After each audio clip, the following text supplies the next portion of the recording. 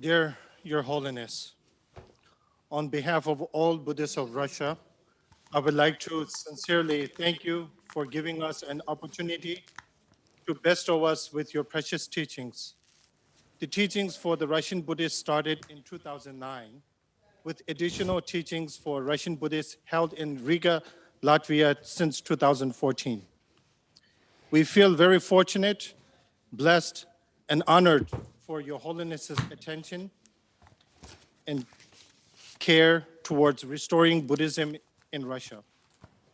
Buddhism has been part of Russian civilization for over 400 centuries, and today it is recognized as one of the traditional religions of the Russian Federation. Today, we begin the recitation of the Heart Sutra in Russian language from Kunze Chone Chazang in St. Petersburg, which was built with the initiative of Tsenshap Ngawan Dorje, with contributions made by the 13th Dalai Lama and Buddhists from Mongolia and across Russia. Kunze Chone Chazang in St. Petersburg plays a vital role in spreading the Dharma in modern times. The next recitation of the Heart Sutra will be from Rinpoche Baksha Chazang in Ulan-Ude, Buryatia. Your Holiness has visited Buryatia on several occasions. The recitation will be done in Buryat language. The people of Buryatia have fond memories of your visit there. Dear participants who have joined online, I would like to welcome you all to today's teachings. Though we are gathering under unusual circumstances, but thanks to today's technology, we are able to unite through the internet. Without further delay, I ask the Buddhist community from Kunze Chone Chazang from St. Petersburg to begin the Heart Sutra in Russian language. Thank you.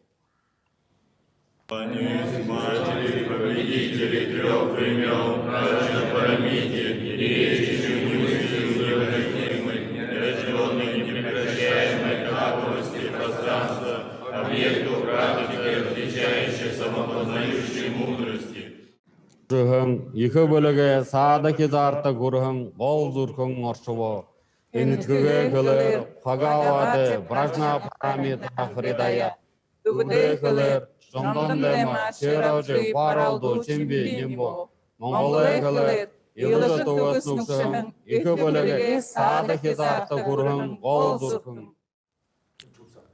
Oh, yeah. Yeah, Urus. So, to the Russian republics of Russia, the Federation of Russia, devotees, to you today, through this webcast, I'm able to meet you. I'm very happy for that.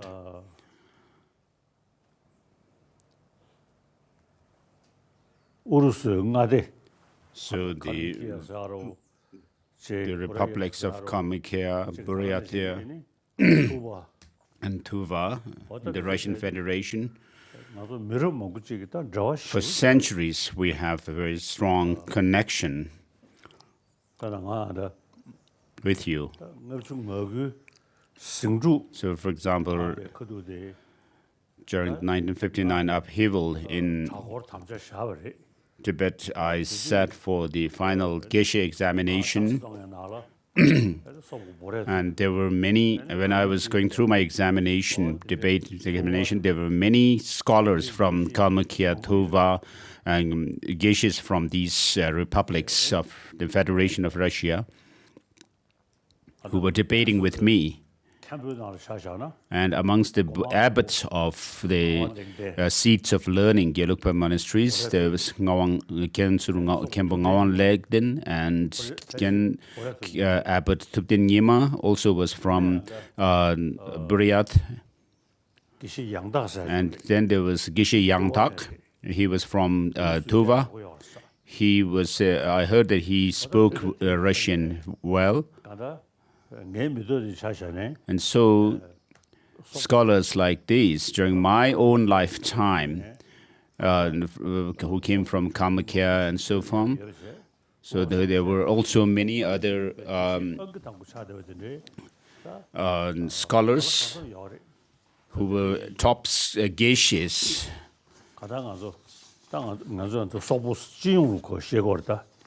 So usually we use the term Sokpo in Tibetan, which refers to all the ethnic Mongolians. So even in the Russian Federation, the republics of people in the republics of the Kalmykia and so forth are referred to as Sokpo. And one of my teachers was Ngotrup Tsokni, who was from Abak in Inner Mongolia, and he was the one who introduced me to the philosophical view of emptiness and explained it to me initially. And we have Tibetans and the ethnic Mongolians have a connection through generations. And when Mongolia, there was lots of suppression of Buddhism in Mongolia. Lots of suppression were there. And then in China, there was also lots of restrictions and pressure to Buddhism. And many of the top scholars were executed. By the Chinese. And I'll give you an example of such persecution. One of the personal tutors to Gunken Jamyang Sherpa in Amdo region, Labrang. And because he had many disciples, that was considered criminalized. So, and he was finally executed, killed. And before the execution, he requested to do some prayers. And so, the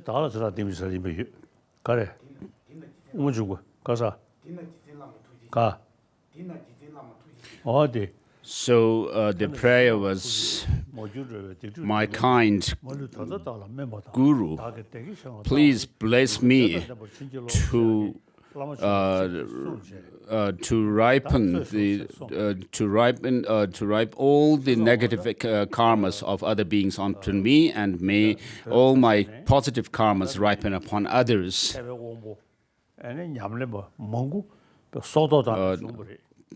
Upon all the mother sentient beings. So the scholars like him were executed, many of them in Tibet. And so this happened. What happened in Russia, and also happened in Tibet.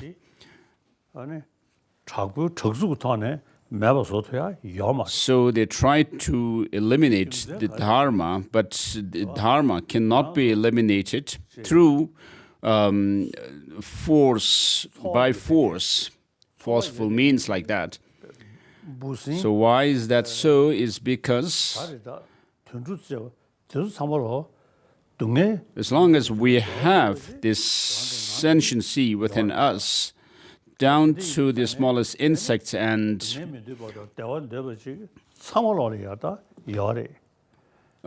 we all have the wish to be happy and not to have suffering.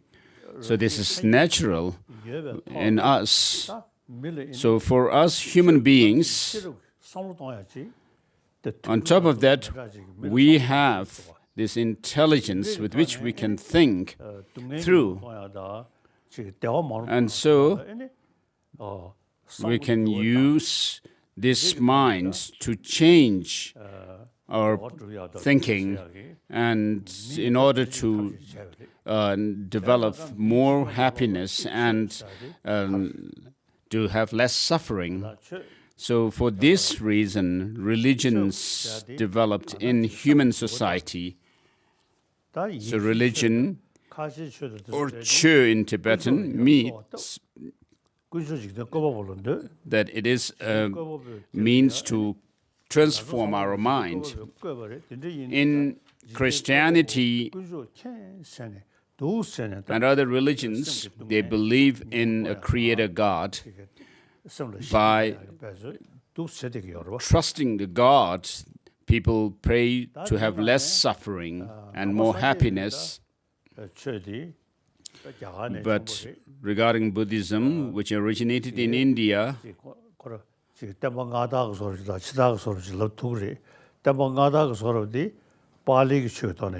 so within India, there were two, we could say, two phases of this dissemination or spread of Buddhism. One is the Pali, the earlier phase is that of the Pali tradition. And then the later phase could be the Sanskrit tradition as it spread in, where there is emphasis on using logic to introduce the teaching of the Buddha. So this could be considered a later dissemination in India. And then in Tibet and the Mongolian regions, we follow the Nalanda tradition.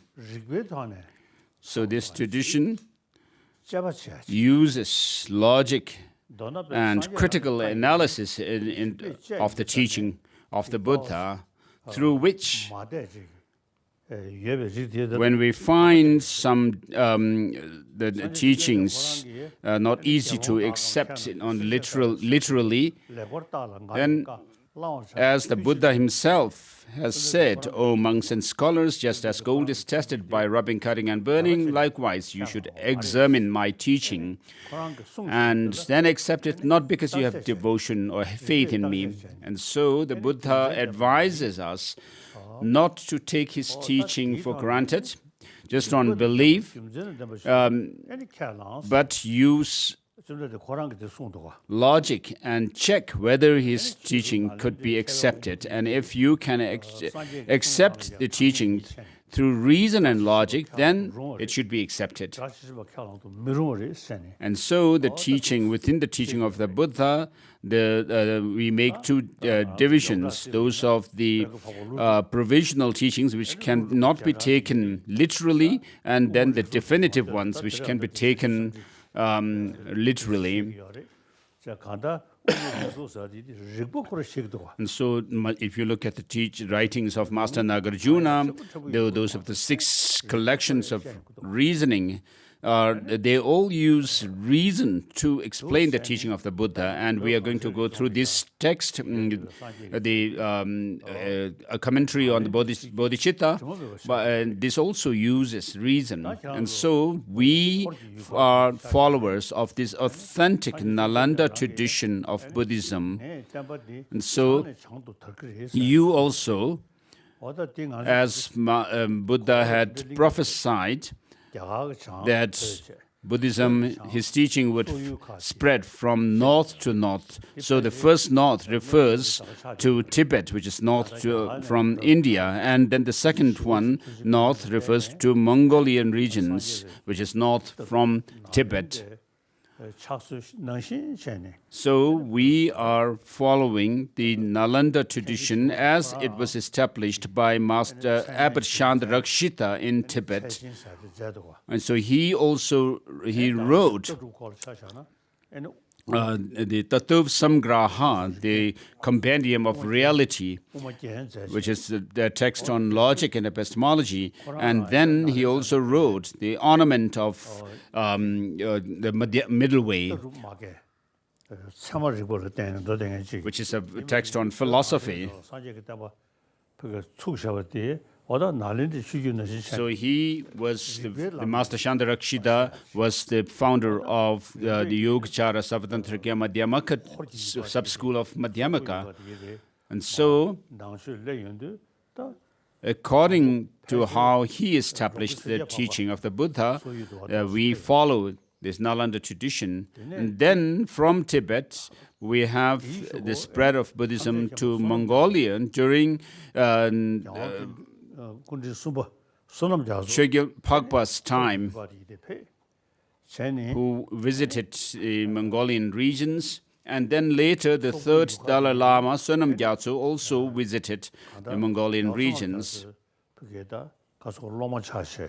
And so the Mongolians at that time became disciples of the third Dalai Lama, Sonam Gyatso, and Buddhism spread also there, and particularly the Geluk tradition spread quite widely. And so you call the Dalai Lamas Dalai Bakshi. Dalai means ocean. And so the third Dalai Lama's name was Sonam Gyatso, and the second was Gendun Gyatso. And so Gyatso in Tibetan, so they means ocean. And so Dalai and Gyatso have the same meaning, which are ocean, which is ocean. ngabchu chukchuswe nga da urusul chigle dene ini soyul chigle re yana kadure takada. So in 1979, I was in Russia, in Soviet Union at that time, and also Mongolia. And the Garden Monastery in Mongolia, there were many old monks of the Garden Monastery, and they were very happy to have me there. And I sat on a throne, and they offered a long life puja for me. And at that time, many of the Mongolians were in tears. They cried, and also I felt sad and cried as well. Though Buddhism had reflecting on how Buddhism had spread in this land, though the external structures like the monasteries and temples were destroyed completely, the religious faith in people's mind cannot be destroyed. And so I was very happy to see them, their devotion, and so through the revolutions, Russian Revolution and the Chinese Revolution, though they atrociously destroyed the teaching of the Buddha, they have not been able to destroy it completely in people's mind. Now, where does the threat of the destruction of Buddhism come from? So some abbots in the past, in our monasteries here, when I suggested to them that we should study modern science, they were not quite agreeing with me. So I had to explain to them that we need to explain the teaching of the Buddha through logic and reasoning to the scientists. And so since the scientists will not object to these reasonings, they will not follow the teaching of the Buddha on blind faith.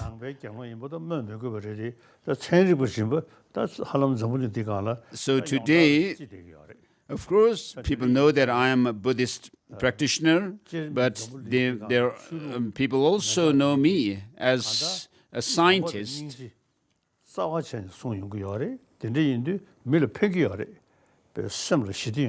the teaching of the Buddha is based on the love and compassion, the practice of love and compassion. As I said in the beginning, we all want happiness and do not want suffering. So since we have this human intelligence to judge what is right and wrong, just as all religions teach love and compassion, therefore, since also I respect all the religious traditions, but I keep my faith in the teaching of the Buddha, while respecting all religious traditions. Therefore, I pay visit to temples, churches, Christian churches, Hindu temples, and so forth, and do my prayers and say my prayers there. Though philosophically all these religious traditions are different, all these religions teach how to discipline our minds, and they teach love and compassion. So since Buddhism is based on logic and reasoning, scientists do not pay much attention or take interest in the merely faith-based religions. But this Nalanda tradition that we have preserved for over 1,000 years now, they find reason in our tradition. They see this. So as these Western scientists are brought up and brought up in the West,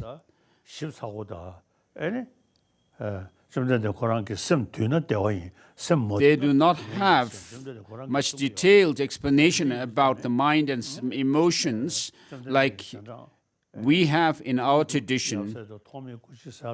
And so the followers of the Buddha, such as Master Nagarjuna and his disciples and followers, and then the Asanga and his brother and so forth. So the latter say that there is no external things existing. No external things exist, but everything is a reflection of our mind. In any case, we have a very detailed explanation of mind, emotion, and therefore the scientists find something to take interest in. So of course we should have faith in the teaching of the Buddha, but not mere faith without reason. And so if there is something that can withstand the test of reason, the scientists would also follow. And so today, many scientists take special interest in the teaching of the Buddha. And therefore, I have suggested the monastic institutions, if they could, it would be good if they could pay attention and take interest in modern science. And so today we have science laboratories in our monastic institutions, such as Drepung Losaling. So though there are many different religious traditions in the world, only the Nalanda tradition, and particularly the Nalanda tradition that is followed by us Tibetans, is able to go hand in hand with the modern scientists. So in the past, of course, the Mongolians and the ethnic Mongolians of the Russian Federation and Tibet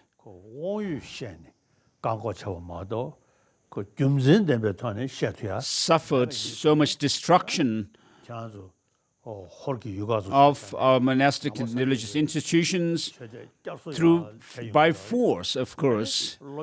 But today, the monastic institutions are being revived in the ethnic Mongolian regions and Mongolia itself,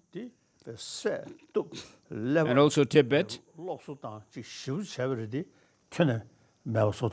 Though the communists tried to brainwash us all for so long, they have not been able to. They have not been successful, and today we have more and more number of people following the teaching of the Buddha, and therefore Buddhism, together with its philosophical understandings, is very profound tradition, and in order for this to survive, it would be beneficial. It is beneficial to many people.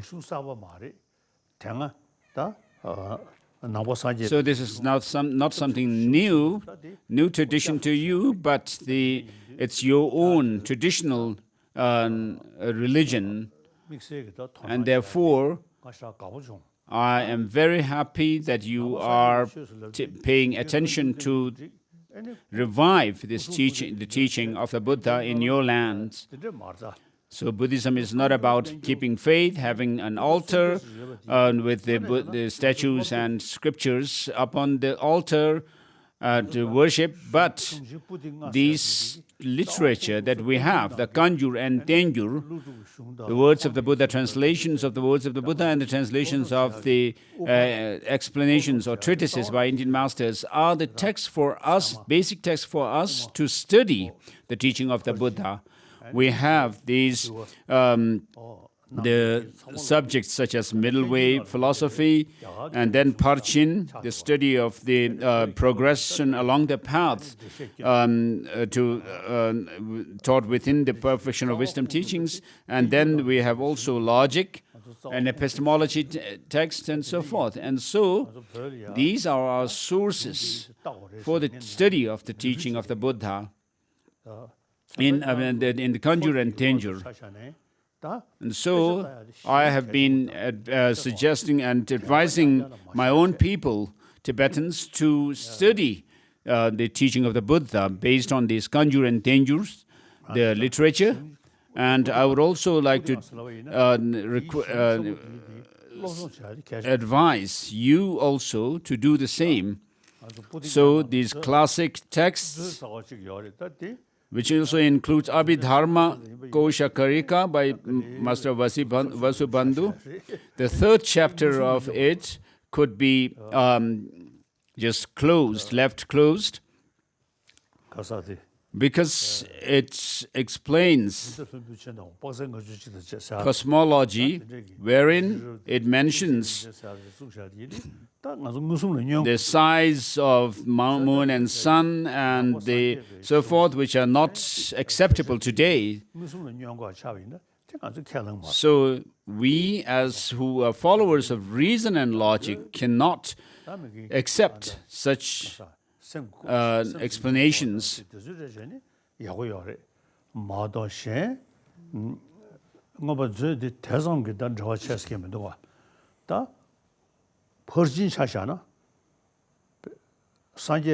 So within Abhidhamma Kosha Karika, we can study about mind and emotions and so forth, which are very good. And then the study of Parchin, wherein we study the progression of along the path to enlightenment, which is very important. And in Abhisamaya Alamkara, we studied these on the basis of Abhisamaya Alankara by Maitreya, ornament of clear light, in which there is a part which touches on what are known as the 10 instructions. And so the 10 instructions begin with the teaching on the explanation of the two truths, and then on the basis of that, the four truths, and then the three objects of refuge. And so, on the basis of explaining the two truths, we explain the four noble truths, and so that we can understand the teaching of the Buddha, and we can understand the explanation of the teaching of the Buddha based on logic and reason. And then, with regard to the study of the middle way, we have these 6 collections of reason by Nagarjuna, and then the best explanation of the Madhyamaka philosophy is Master Chandrakirti's Madhyamaka Avatara, entering the middle way, which is an excellent text. And so, it mentions that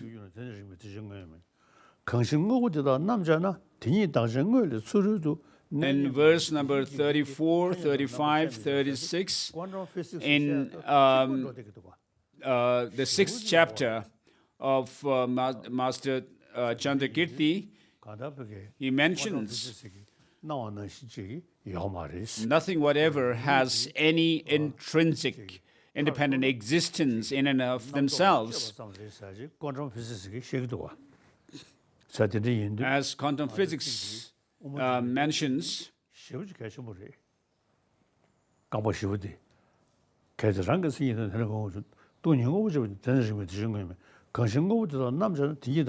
if you try to examine the objects,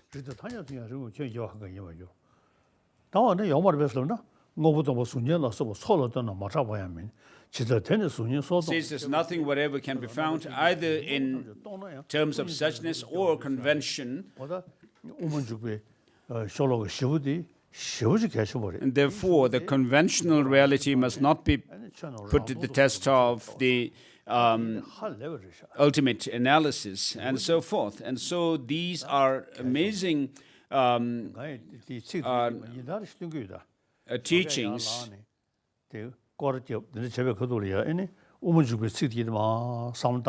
So I recite these verses and from the Madhyamaka Avatara and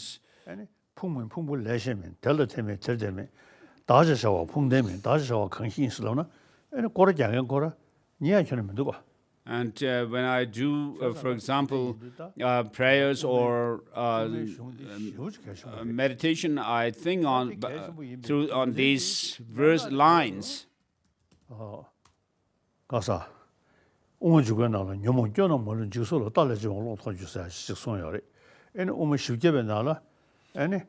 in the Madhyamaka Avatara, it is said that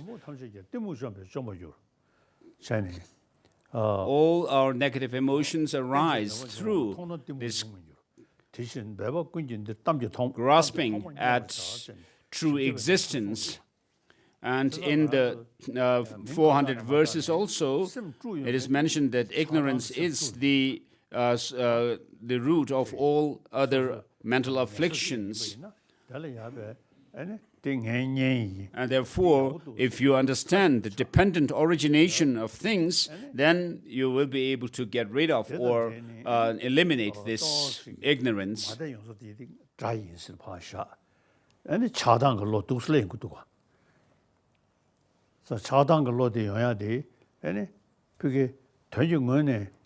So we have love and attachment and anger.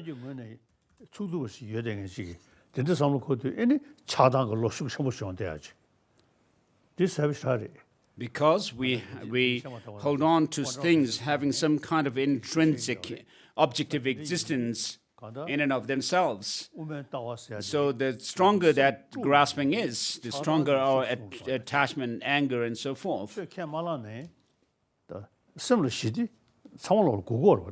So even if you may not be a religious person, you still need to have happiness. And so why we have so much problem in the world today is because of our attachment and anger, hatred, and so forth. So if you look at these afflictions, the distorted states of mind, how they arise, we'll see, and so forth. We'll see that they have no sound basis whatever.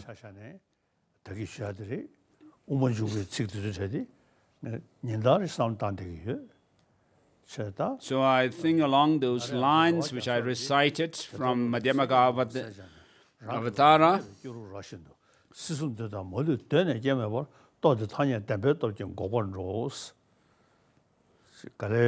so what I am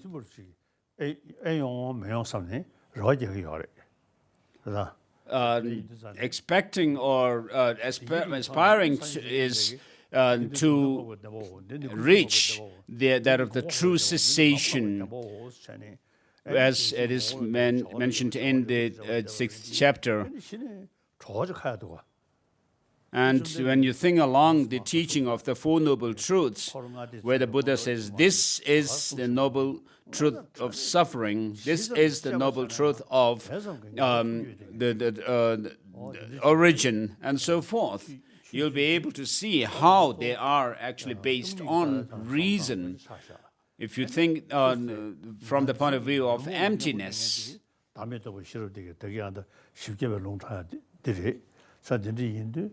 다 가다 소소 심규 맞을 안도 돈이 나와게 되게 탈바 조야사로 저기 겨워심을 신권도 조야사들이 야 소소 개그 소소 내주지 야 디디 믹스 철 대박에 매딩에 그러다 지금 겨워가지도 지금 탈바도 사는데 서로 매딩에 심어 있나요? So when we talk about emptiness, of course, in Buddhism, we use this to attain that of liberation, enlightenment, so forth.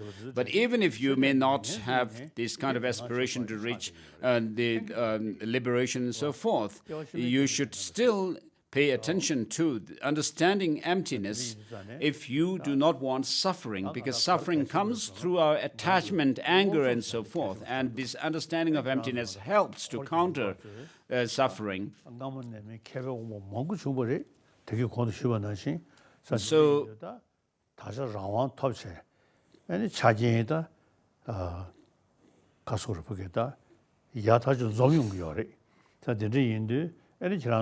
So, so today we have all kinds of facilities around the world.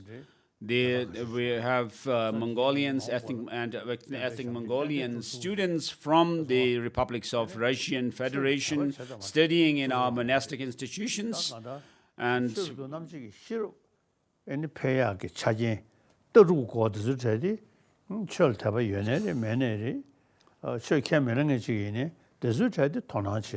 whether you are religious, believer or not, you should still pay attention or take interest in the study of the teaching of the Buddha. And so His Holiness was earlier quoting this verse 224 from the 6th chapter, which says that thus illuminated by the rays of wisdom's light, the Bodhisattva sees as clearly as gooseberry on his open palm and so forth. And regarding the teaching that we are going to go through today, the commentary on the awakening mind. So Master Nagarjuna has specially taken interest in the profound view of emptiness within the teaching of the Buddha.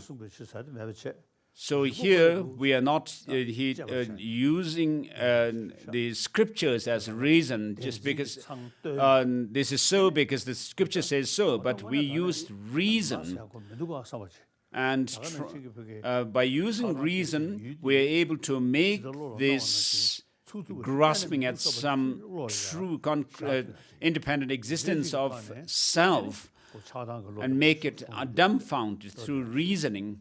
And through that, by means of that, we make the afflictive mental afflictions such as attachment, anger, and so forth to reduce them. And then, with regard to altruistic practice of Bodhichitta, as taught in the Bodhisattva Charyavatara, by combining these two, the teaching of emptiness in the Master Nagarjuna's tradition and also the altruism, we can counter our negative emotions. So in the Sanskrit title is Bodhichitta Vivarana, Tibetan Changjusem Gidelpa, and the commentary in English, the commentary on the awakening mind, and homage to the glorious Bodhisattva. And then the next, it has been stated, and this verse, these lines are from Guhyasamaja Tantra, devoid of all realities, through to it is in the nature of emptiness. So this comes from Goya Samaja Tantra, the root Tantra. The first 3 lines,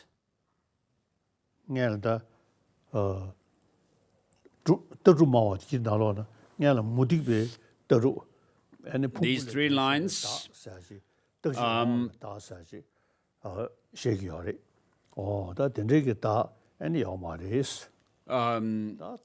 refute the self as posited by the non-Buddhist traditions, which is to say they assert a self which is independent of, independent from the 5 aggregates. And then in the Chitta Matras,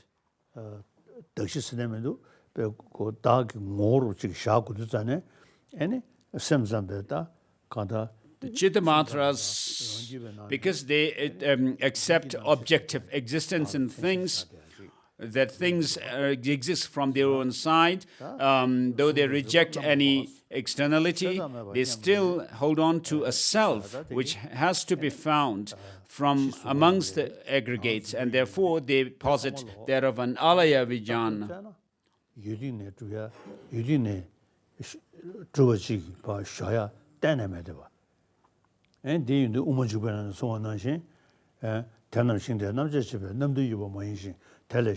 Or the foundational consciousness. And then the Madhyamakas, which reject any objective existence in things, according to them, nothing whatever can be found within the object if you try to find its identity.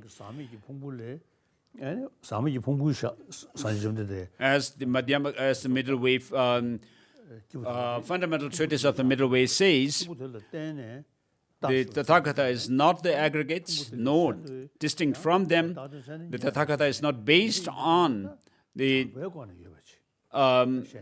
aggregates, and no, the aggregates on him. The Tathagata doesn't. The Tathagata does not possess the aggregates. What else is the Tathagata? And so just as we can analyze the Tathagata, the Buddha himself, likewise in this way, we can, I use this verse and switch the Tathagata to myself. And so I say, I do not possess the aggregates. I'm not one with the aggregates, not distinct from them, and so forth. Who am I then? And so in this way, through this kind of analysis, you come to the conclusion that nothing whatever has any objective existence. And then this is combined, this understanding and insight is combined with that of the altruistic intention to become a Buddha for the benefit of all sentient beings. And then Bodhisattva Charyavatara also says, whatever happiness there is in the world all come from wishing others to be happy. Whatever suffering there is in the world, they all come from wishing oneself to be happy. What more can we say? What more needs to be said? Look at the difference between the Buddhas who became enlightened because of their altruism towards others, and look at ourselves who remain within the samsara because of selfishness. And then Bodhisattva Charyavatara also says, if you are not able to switch your joy and happiness with the suffering of other sentient beings, leave alone reaching omniscient state, even in this cycle of existence, you'll not have happiness. And also, we should think about the disadvantages of self-cherishing attitudes and the advantages of this cherishing others over oneself. And then think about how this grasping at true existence in things is ruinous to us. 지수도 샤데. And even today, scientists are saying that we as social animals, our happiness, our well-being is dependent on a society. 아니 So they say that this love is something that is innate in us. Right from the time of our birth, we have this, the scientists say. 랑 슬런 시부지기 아태긴 ዝ보르디 동이 따와던 데도 수송다시. So, 말하는 시부이네. 디도 삼다는 패도도가. 그래서 by thinking about emptiness, we can actually think of reducing, use the understanding to reduce our strong grasping at an independent, concrete, independent self. 다음에 배고 수도 전에 And then, with regard to selflessness, the Buddha first taught a coarse level of selflessness of a person's. And then, when it comes to Chittamatra view, the Buddha taught a slightly subtler selflessness, which is the non-duality of subject and object. And then, within the Madhyamaka, we come to the highest understanding, which is the Prasankika Madhyamaka view, where nothing, whatever, is said to have any objective independent existence.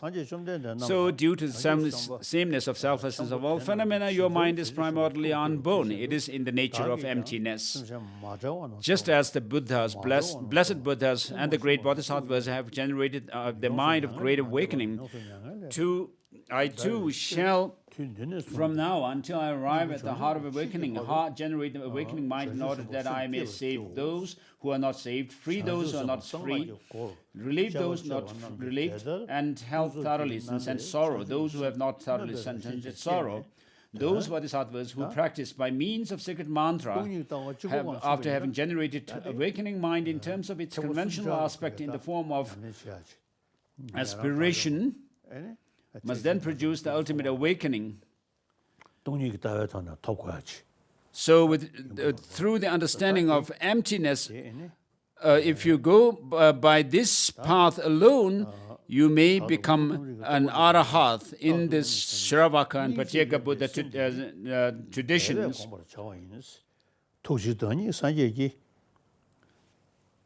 The awakening mind through the force of meditative practice. I shall therefore explain its nature, and therefore,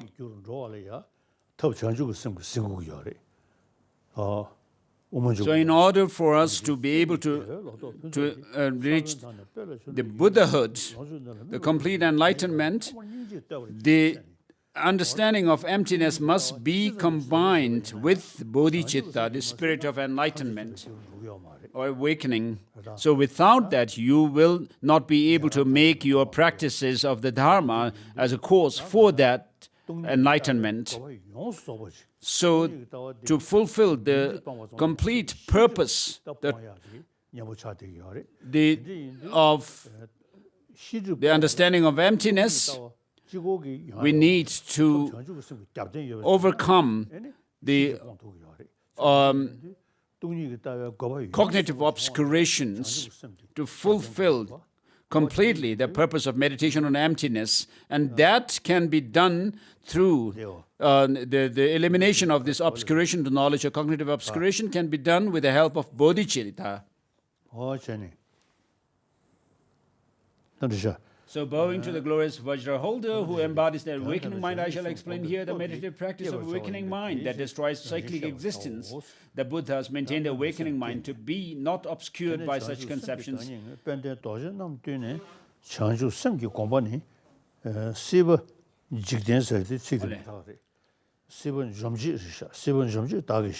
So the first verse, the Buddhas maintained their awakening mind to be not obscured by such conceptions as consciousness of self, aggregates, and so on. It is always characterized by emptiness. Verse number 3, done. Then verse number 4, is a refutation of non-Buddhist philosophical view of self, the self postulated by the extremists, and so forth. Nowhere can you find a locus for this. And so, this self that they posit cannot be found in any way amongst the aggregates, within the aggregates, or apart from them.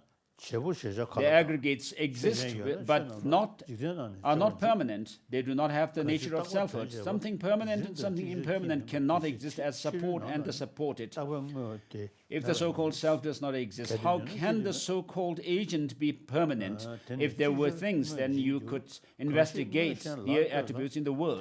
Verse number 7 now, since something permanent cannot function as a cause in gradual or instantaneous terms, so both without and within, no such permanent entity exists.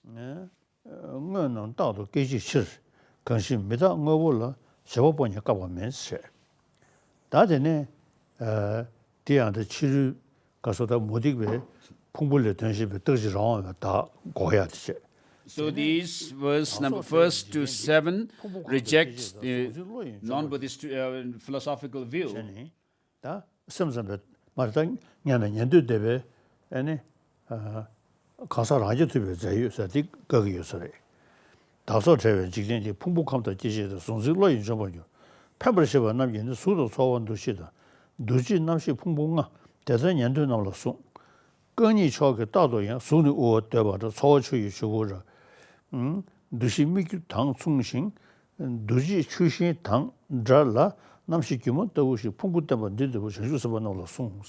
Verse number 12 and 13. So these reject a self which is distinct from the aggregates, unrelated to the aggregates, and then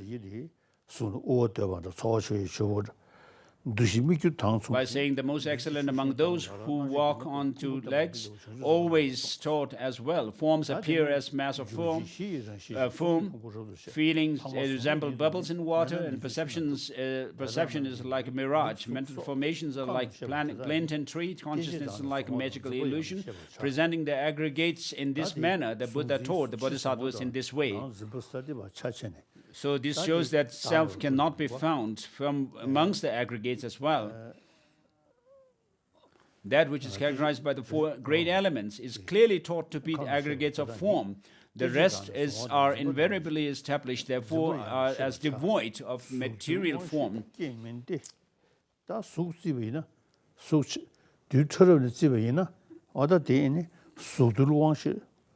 And then verse number 16, an atom of form neither exists nor is a sense organ elsewhere. What's more, no sense organ exists as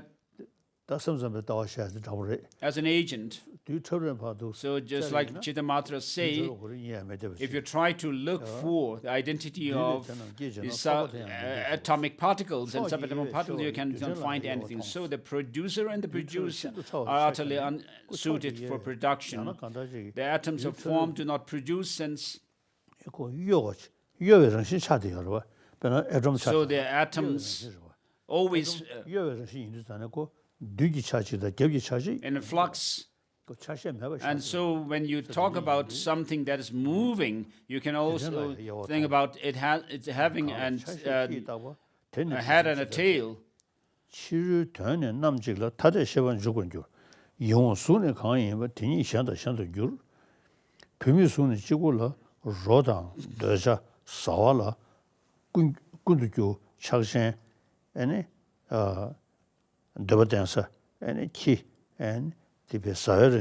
With respect to the single external object, divergent perception can arise. A form that is beautiful is to someone, beautiful to someone, for someone else is something else.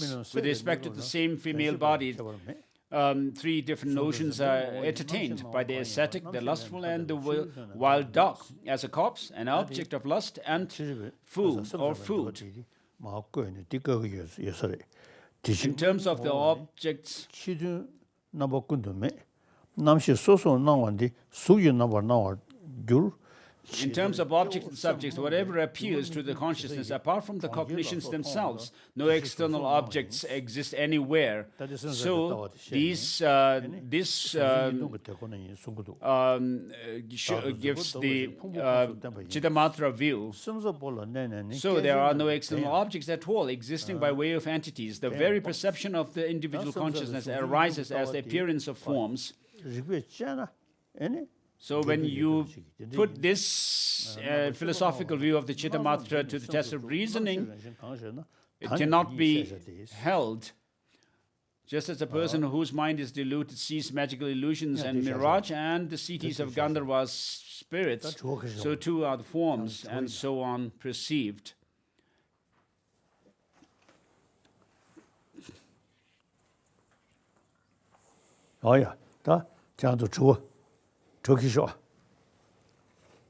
So verse number 26 done, I think. Your Holiness, thank you very much for your precious teachings. Today we have questions for you from different parts of Russia. And the first question is from St. Petersburg, from the Buddhist temple. It will be asked by Bayerjip Badmatsirenov. Доброе утро, Ваше Святейшество. Мы рады, что вы дали возможность с вами встретиться, пообщаться, что вы даровали бесценные учения. Хочу вам доложить, что Санкт-Петербургский доцент Гунзычины, инициированный вами в вашем предыдущем перерождении, усилиями нашего уважаемого настоятеля Будды Бальжича, достопочтенных лам, работников Датсана и прихожан, стал еще красивее и великолепнее. И мы надеемся, что вы посетите вашу северную резиденцию. Вопрос.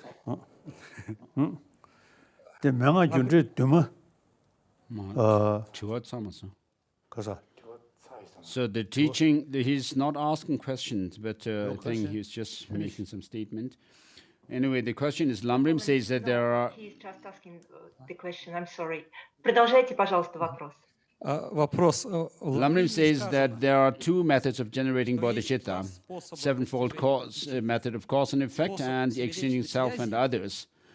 Don't they contradict each other? We know that Buddha generated bodhicitta in hell. Did he generate all six preceding causes when he was reborn in hell? Он в своем адском перерождении другие 6 способов. Спасибо большое.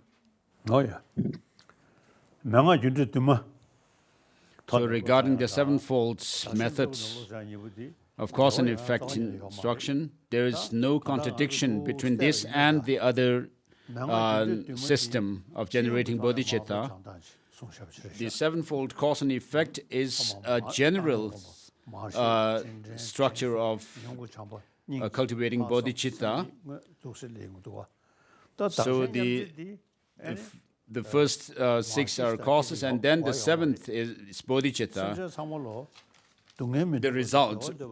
Whereas in the exchange of self with others, you don't talk about the 6 causes as such, but we talk about all sentient beings are same in wanting, in desiring happiness and joy and happiness and not wanting suffering, like yourself.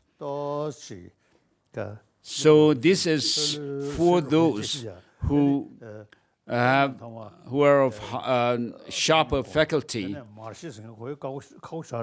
but the 6 causes and the result system seems to be for someone who gradually develops and cultivates bodhicitta by thinking about all sentient beings having been one's mother, how kind they are, and repaying their kindness, and so forth. But without having to go through these thoughts, if you think that, if you can reflect that all sentient beings are same, like yourself, in wanting happiness and not wanting suffering, 년주라는 도지신 투리라는 접도라 거심에번 전기에 전주성으로 차사로서 손샤 as Maitreya says, Bodhichitta is that cause or that practice which avoids you to be born in the lower realms of existence and leads you to the higher realms, and then it leads you to this deathless state. And therefore, I pay homage to Bodhichitta.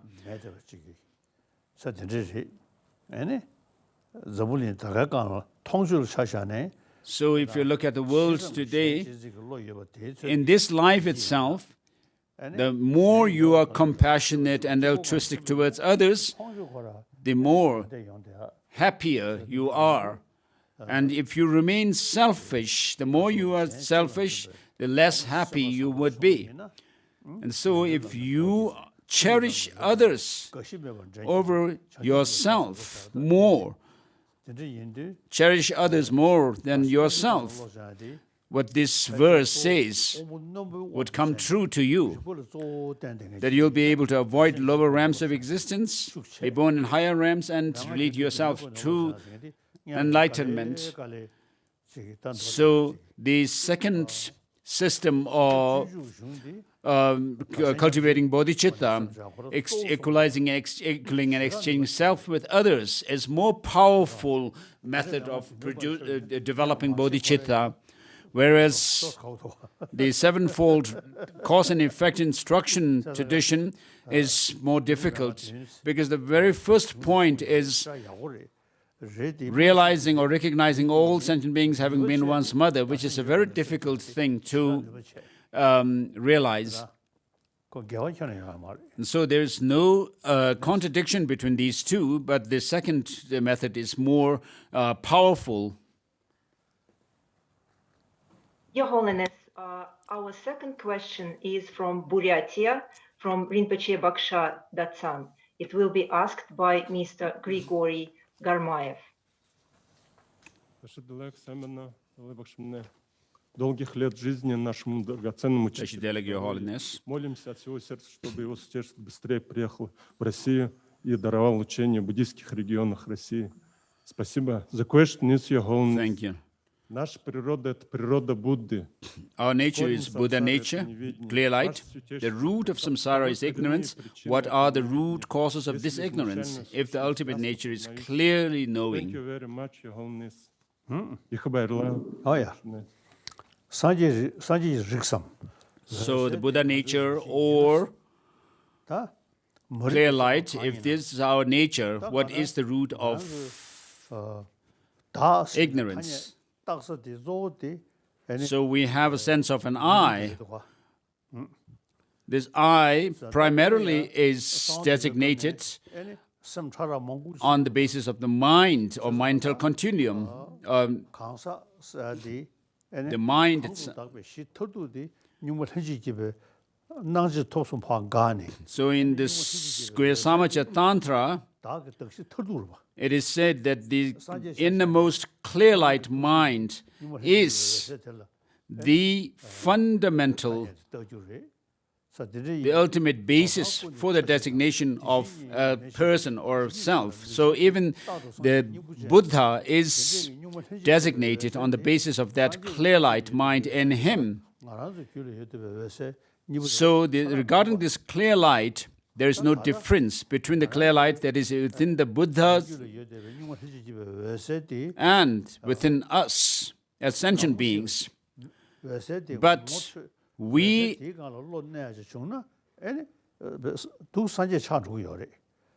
what is left with us is that we are left with, because we are not able to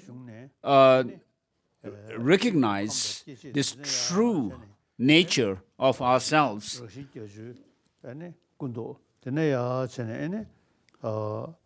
As it is said in Mahayana Uttara Tantra, the Buddha's body radiates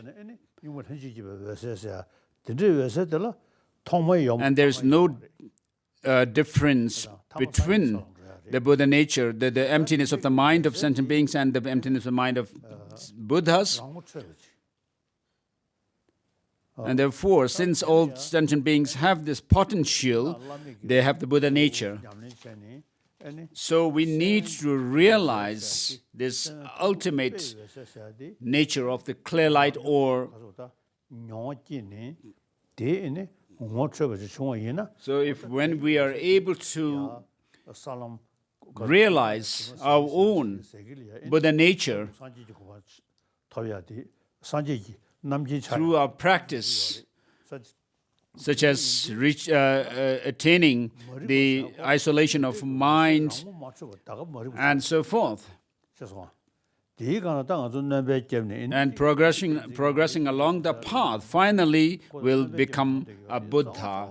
So why we are left behind is because we have not recognized this true nature of ourselves, which is the clear light, the innermost clear light mind.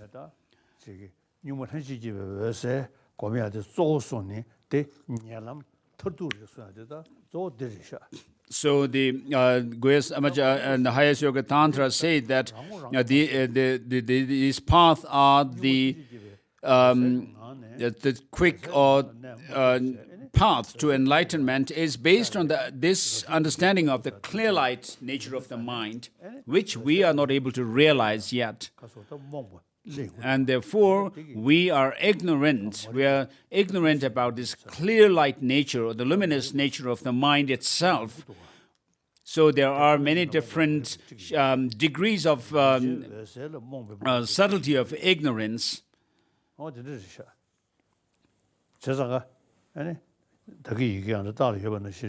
So as it is mentioned before, so by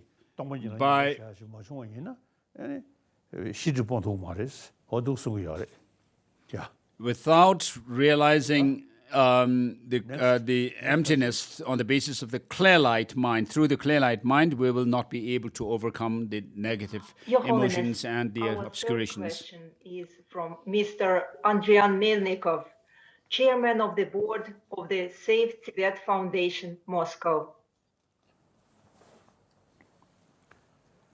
Доброе утро. Доброе утро, Ваше Святейшество. Good morning.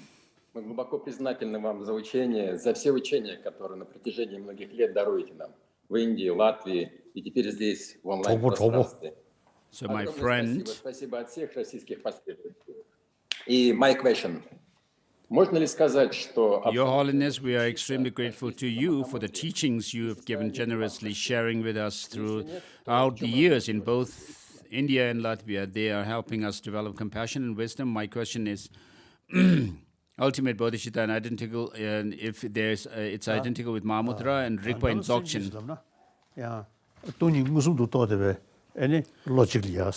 So, ultimate Bodhichitta refers to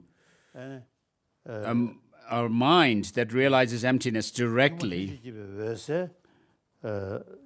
direct perception of emptiness, whereas the Mahamudra and Dzogchen, the Rigpa in Dzogchen, refer to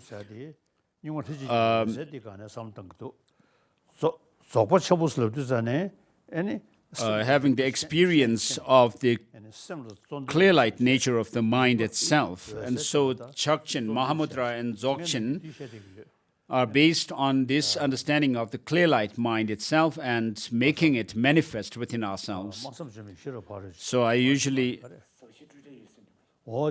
So the Buddha, right after his enlightenment, has said that I've discovered this nectar-like dharma, which is profound, peaceful, free from elaboration. So the profundity and peacefulness refers to the teaching of the first teaching of the Buddha, and free from elaborations to the second turning of the wheel of Dharma, and then unconditioned luminosity refers to the third turning of the wheel of Dharma.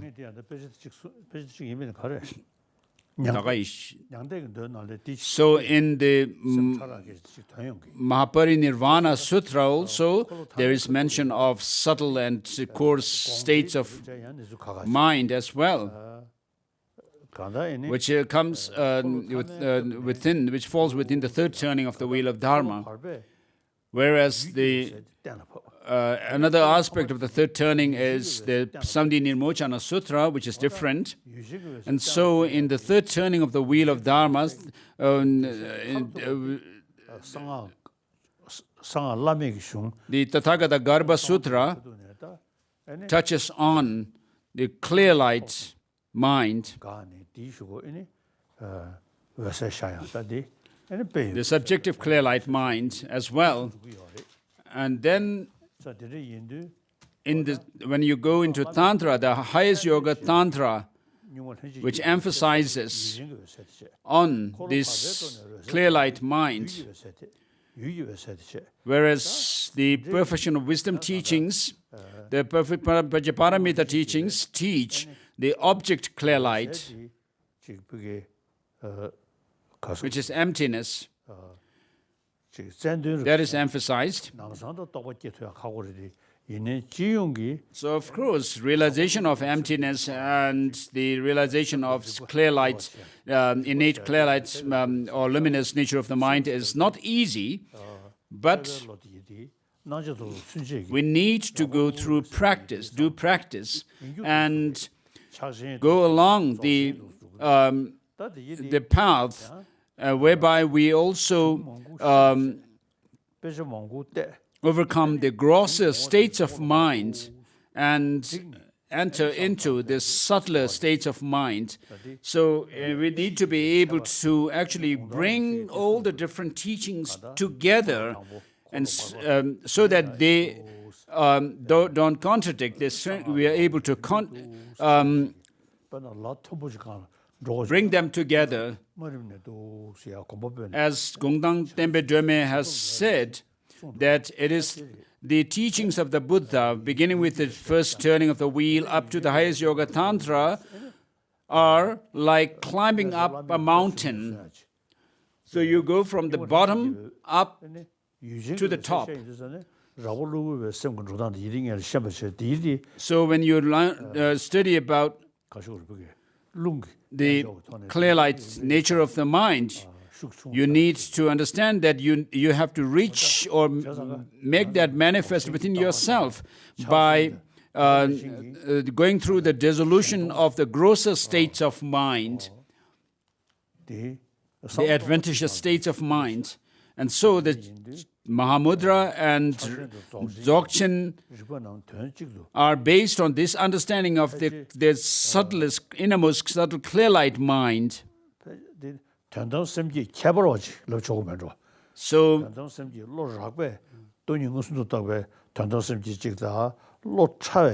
So realization of emptiness, direct realization of emptiness, could also be divided into grosser state and the subtle state of the realization.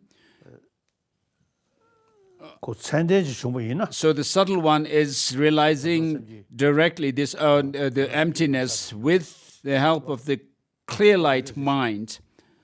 And so when you are able to reach that, you can say you have actually experience of Mahamudra in that sense.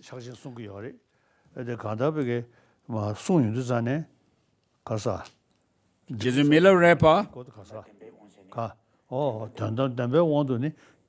from the perspective or the vantage point of the ultimate existence, ultimate truth,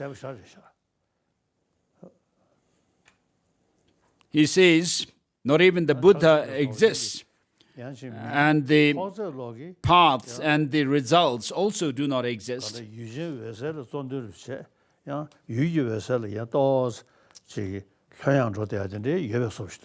So when people do meditation or talk about Mahamudra or Dzogchen, there seems sometimes, it seems that sometimes people are not paying much attention to the understanding of emptiness, which is taught in the Perfection of Wisdom teachings. And they only focus on the subjective mind itself. So that needs to be rectified. So when you go through the 6 dharmas of Narupa, for example, through that practice, you are able to make the grosser states of mind and the motile energy dissolve so that you go into the subtler states of them and then go through the dissolution of the 3 visions of whitish appearance, reddish increase, and blackish near attainment. So through the dissolution of one to the whitish appearance down to the black near attainment, then you will be able to realize this clear light nature of the mind. So if you are able to do it properly, the meditation, then you will be able to see that you are doing Mahamudra and Dzogchen practice, otherwise not. The group of the Russian scientists led by the member of the Russian Academy of Sciences, Svyatoslav Medvedev, has already launched 2 research laboratories to study meditation in major Tibetan monasteries in South India. And Professor Kaplan, who participates in this research project, will ask the next question. Ваше Святейшество, доброе утро. Спасибо за ваше учение, за ваш искренний интерес к нашей нейронауке, за поддержку наших исследований. Для современного буддизм уже давно является той книгой, где они надеются. For many scientists, Buddhism has long been a book where they are trying to find and are finding answers to their questions about subtle mechanisms of brain functioning. How did it happen that Buddhism accumulated this knowledge without using traditional instruments that neuroscientists use to study the brain? Традиционные для ученых физические инструменты исследования мозга. Спасибо. Доброго вам здоровья. Thank you. Good morning.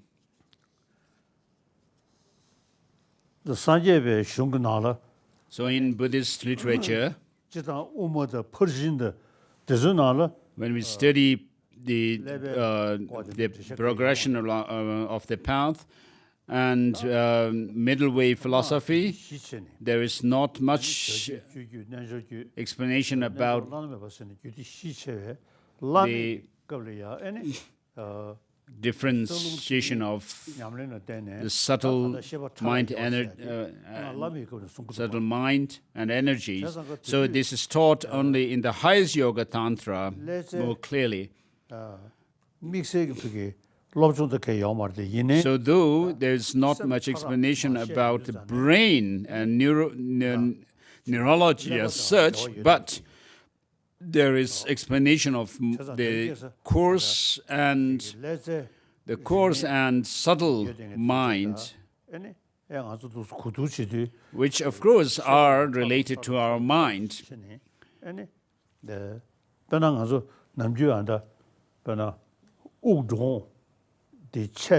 So today,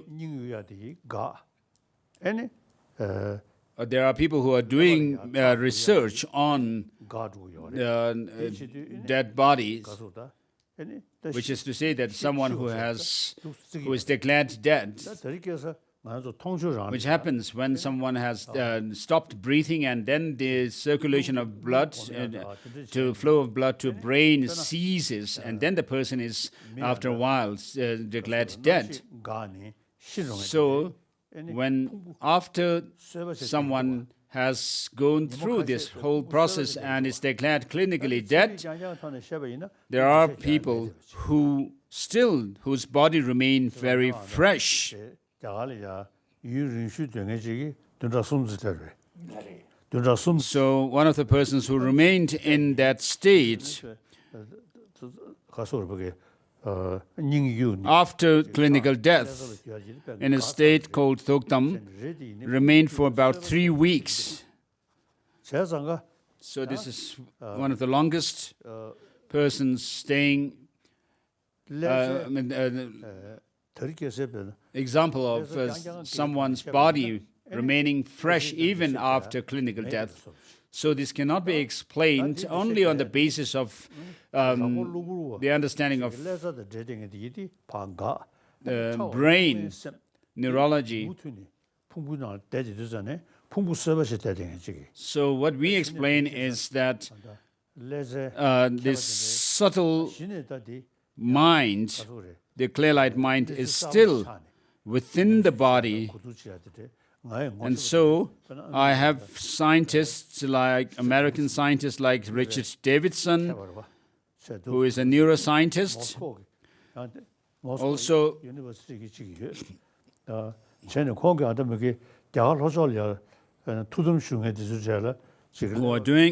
who is doing this research on the Thuktam project. And then we have Russian Moscow University professors also having set up some machines in South India for such research on Thuktam.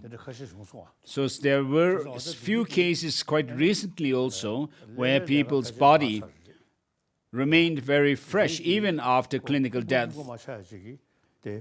So why the body still did not decompose during that period of time when the person is said to be in Thuktam is because the subtle clear-light mind has not is still within the body. So we can still have do some research on this, further research on this kind of phenomena.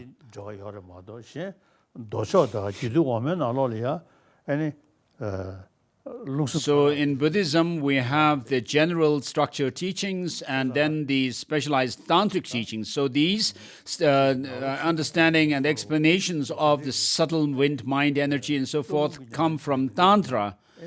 So if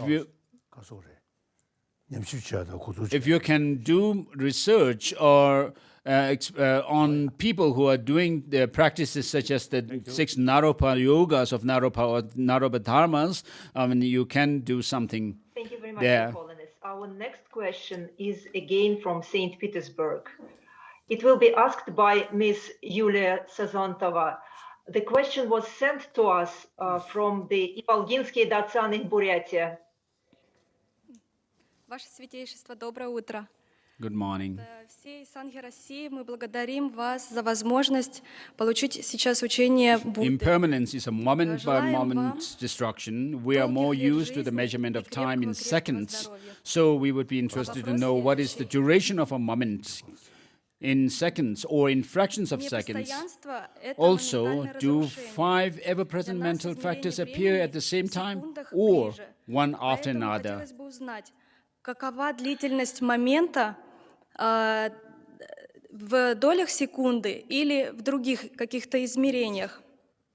И дополнение к вопросу, 5 постоянных ментальных факторов сознания, они идут одновременно или последовательно друг за другом? Спасибо. Thank you.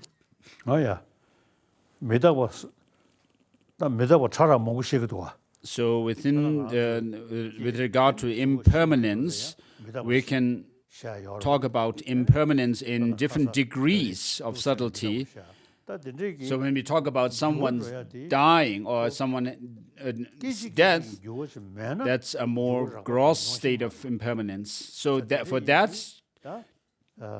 to happen, there should be a moment-by-moment destruction or change. As I already explained, that the things always are on the move, are moving. So nothing, whatever, of the conditioned phenomena is static. So without a moment-by-moment change in things, you cannot talk about a grosser, obvious change that we can see. So the moment-by-moment change is a subtle impermanence.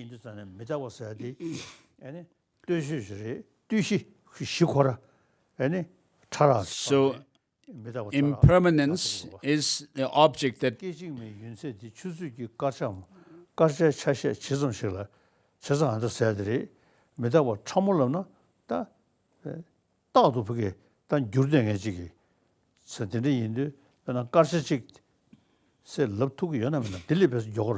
so a moment in this case, Kechikma, can be subtler than a second.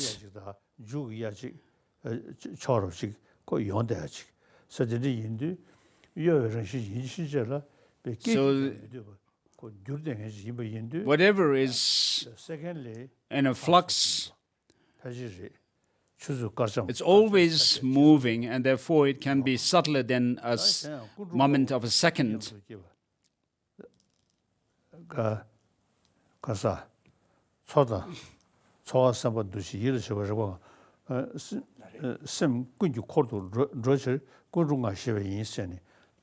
So feeling or sensation and recognition or discrimination, intention,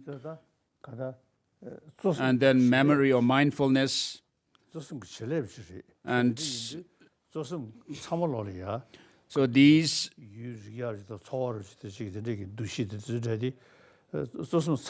5 ever-present mental factors accompany any moment of mind, and they are always together. So a primary mind, its function to sense or feel something. From that point of view, there we have the mental factor of feeling and so forth. So they are all together. Again, a question from Rinpoche Paksha Datsan in Buryatia. It will be asked by Ms. Valentina Gabagueva, chairperson of Arya Bala Buddhist Association. Как во время практики отрабатывать ту или иную жизненную ситуацию? When we encounter different life situations, how can we respond to them by way of spiritual practice? For example, if our loved ones are sick, how can we help them and ourselves by way of spiritual practice? Наш драгоценный учитель. Спасибо. Thank you.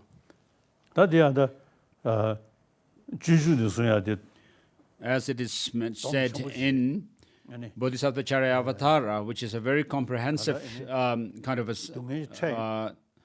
statement. So with regard to suffering, as long as we have this kind of contaminated aggregates, there's always suffering. As we say, this samsara, ocean of samsara, the ocean of samsara is full of suffering.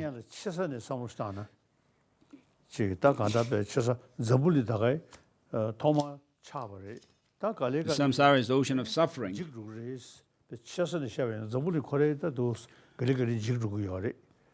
On a larger scale, we say this whole world will be destroyed at the end.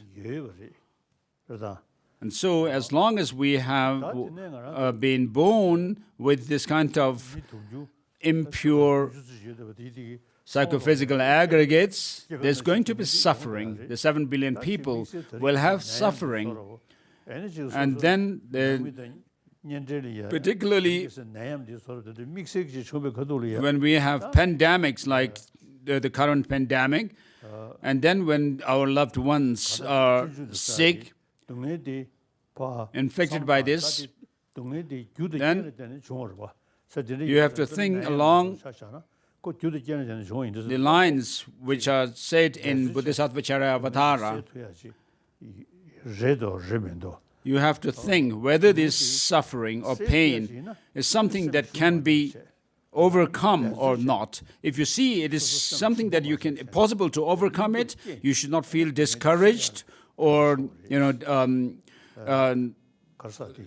lose heart.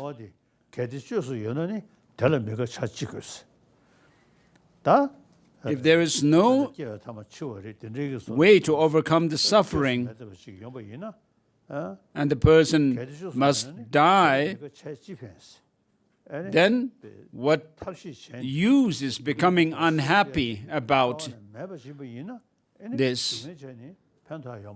So feeling sorrow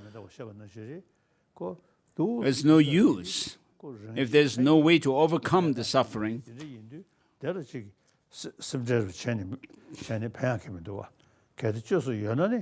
So if there is a solution to the suffering, why be unhappy? If there's no solution to it, what is use of becoming unhappy? So you have to think along these lines. So when someone is sick, when you are sick, do your best to cure the sickness. But after doing your best, if you can't do anything, then you need to say, as Buddhists, we can say it's our karma. Your Holiness, do we have more time for questions? Because we have some more questions, if we may ask them. Yes? So we have a question from Yuri Vikulin from St. Petersburg. It was sent to us by email. I will read it to you. There is European freedom of speech and Islamic religious dogmatism. How to reconcile these two concepts in the 21st century? Recent events in France have further intensified the conflict between the two, between the European freedom of speech and Islamic religious dogmatism.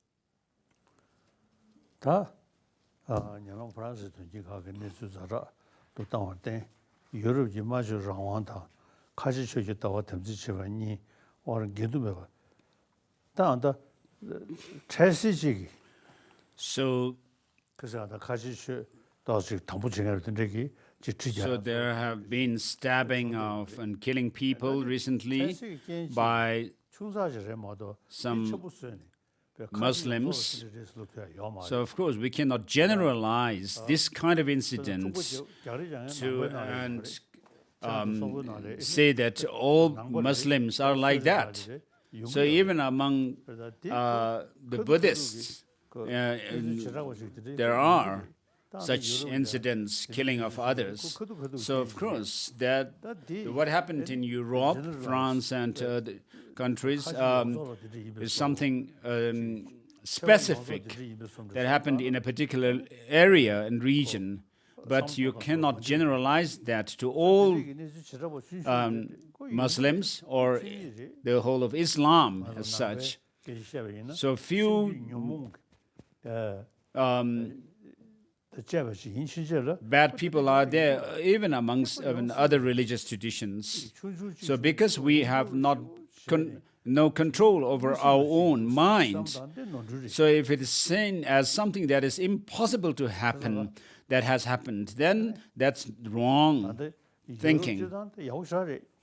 So in general, Europe is the situation inside Europe is good. The European Union is something. Seven nations. Europe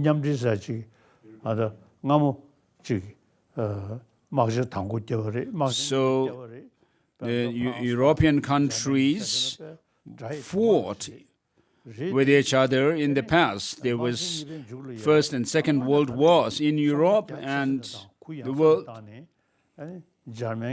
But after the Second World War, the German Adenauer and French President Charles de Gaulle started the work for establishing European Union. And so this is something that we in the world, the rest of the world, should take as good example for us. So since the European Union was founded, there had not been war or fighting amongst the member states of Europe. So this kind of union may be extended to Africa or America and so forth. I've been expressing this to people. So there may be some incidents, temporary incidents here and there. Even in a family, generally speaking, even if the family is very peaceful, friendly, and so forth, sometimes there is going to be a fight amongst the members of the family. So you should think from a broader perspective. I see there's much progress in Europe becoming matured, more and more matured through their experience, because of their experience through the centuries. So we should not generalize the small incidents, specific incidents, saying when one Muslim cause some problem, create some problem, we should not generalize that to the whole Muslim community. So amongst Tibetan Buddhists, there are people who cause troubles and fight with others. We cannot say all Tibetan Buddhists are like that. So small incidents here and there is possible. Even during the time of the Buddha, there were people, troublemakers. Thank you.